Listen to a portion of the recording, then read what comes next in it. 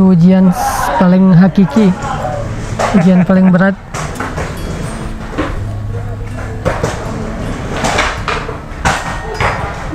Pasangan itu kan, jodoh itu kan Allah takdirkan ya.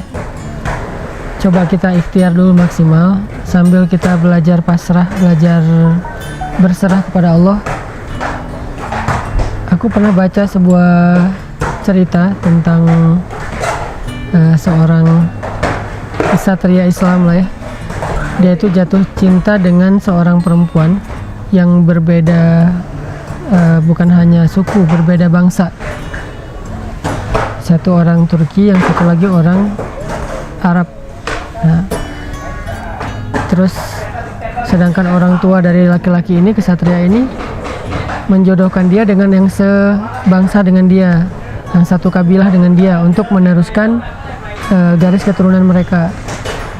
Dia ini berpegang prinsip akhlak. Dia nggak mau membantah ayahnya, nggak mau membantah ibunya, tapi dia terus berdoa kepada Allah dan berikhtiar dengan menunjukkan kepada ayahnya tentang dia tuh cinta banget kepada si cewek ini, dan si cewek ini baik banget sehingga layak menjadi pasangan dia. Itulah yang dia lakukan sampai pada akhirnya, karena emang takdirnya cewek ini adalah jodoh dia, akhirnya takdir yang membuat skenario itu. Cewek yang tadi dijodohin sama ayahnya melakukan kesalahan yang diawali dengan kecemburuannya yang berlebihan. Kesalahan inilah yang menghilangkan respect dari ayahnya si cowok, sehingga akhirnya dia mau berdamai dengan cewek yang beda suku atau beda bangsa itu. Ini kan sebetulnya teka-teki kehidupan ya. Kadang-kadang ada juga yang terjadi ya di luar dugaan kita. Jadi aja menikah dengan yang dijodohin orang tua. Ini juga ada kisah teman aku nih.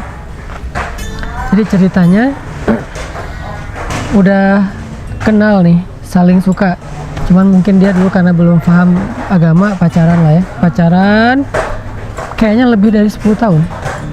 Udah pokoknya udah matang banget, udah siap banget. Ternyata si cewek ini entah gimana ceritanya dari keluarganya, akhirnya dijodohin sama cowok lain yang si cewek ini nggak punya perasaan sebetulnya.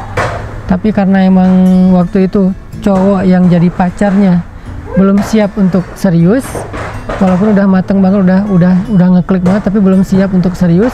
Akhirnya si cewek ini nerima tawaran dari pilihan orang tua. Nggak lama menikah, mungkin sekitar 2 tahun apa, anaknya juga baru lahir. Suaminya itu meninggal. Nah, si cowok pertama belum nikah, kayak belum bisa move on gitu, tapi dia nggak ganggu. Dia nggak nunggu, dia nggak ganggu, dia hanya ya emang belum bisa move on doang kan. Ya udah gitu balikan. Pas meninggal, si cowok pertama ini datang ke rumahnya, ke ngelayat gitu. Nggak tahu dia ngelayatnya bahagia atau ikut berduka ya. Kalau mau ngomongin nakalnya sih mungkin bahagia lah ya. Wah, ini ada kans nih, ada kesempatan ngelayat sampai ngeberesin pembiayaan di rumah sakit gimana, pokoknya udah selesai itu. Setelah masa idah beres, datang ngelamar, ya kayak cinta lama bersemi kembali, jadian. Akhirnya sekarang mereka udah nikah lebih dari 10 tahun. Dia cerita langsung, dan aku dengar cerita itu, wah hebat ya kamu ya, bisa ada adegan kayak gitu. Apakah ini ujian? Bisa juga. Terus kalau kayak gini, siapa nanti yang bakal dampingin cewek ini di surga yang paling baik akhlaknya? Makanya buat cowok-cowok, jagalah akhlak kita kepada pasangan. Kita nggak tahu usia kita ya, bisa jadi kita meninggal duluan, dan itu normal banget kalau istri kita kelak setelah masa idahnya beres dia nikah lagi karena butuh seseorang yang melindungi, menafkahi.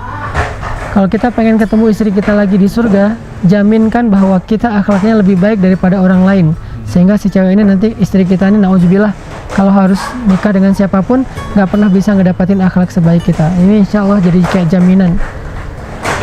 Ada yang berpendapat suami yang terakhir, tapi kalau aku lebih cenderung kepada pendapat ini buat hiburan buat diri sendiri, yang paling baik akhlaknya, walaupun kita masih belajar lah ya, gitu sih.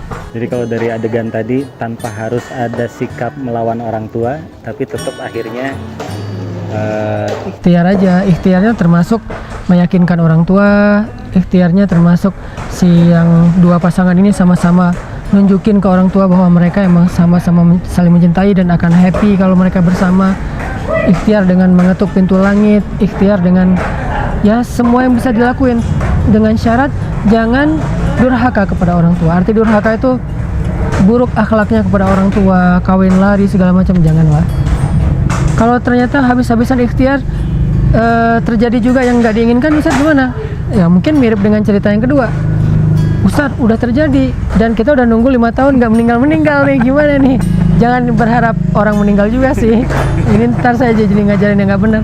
Ya mungkin itulah yang terbaik. Pernah ngerasain kayak gitu? Jangan dijawab, bahaya. Ya aku juga pernah lah ngerasain kayak dulu udah kayak siap banget mau nikah, terus ternyata entah apa pertimbangannya nggak jadi gitu kan nggak disebutin namanya. Siapapun yang mau kepo nggak bakalan ketahuan karena saya udah move on. Terus ya ternyata emang Allah pilihkan untuk aku yang cocok sesuai dengan kehidupan aku, yang si perempuan ini juga cocok sesuai dengan ini kayak dia aja jadi curhat. Ya mungkin di situ berlaku yang katanya apa yang menurut kamu baik belum tentu. Nah ayatnya wa asa an takrahu syai'an, nah itu benar banget. Mending kamu aja duduk di sini loh.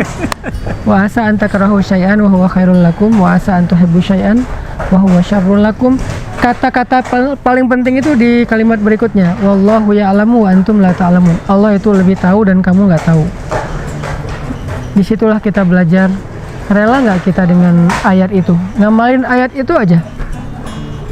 Bisa jadi apa yang kamu tidak suka adalah baik untuk kamu, bisa jadi yang kamu suka adalah buruk untuk kamu. Allah lebih tahu dan kamu nggak tahu. Bisa nggak ngamalin ayat itu aja dalam pilihan-pilihan yang berat atau kenyataan-kenyataan yang berat dalam hidup kita.